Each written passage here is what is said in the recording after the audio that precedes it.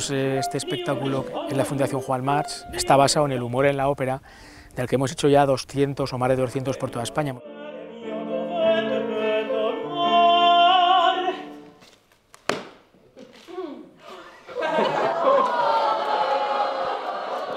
Y allí lo que hacemos es introducir a los niños en el mundo de la ópera de una manera jocosa, fácil, ágil, divertida, y eso es una forma de enganchar a los niños a la ópera, que para mí pues es la manifestación cultural más importante que existe.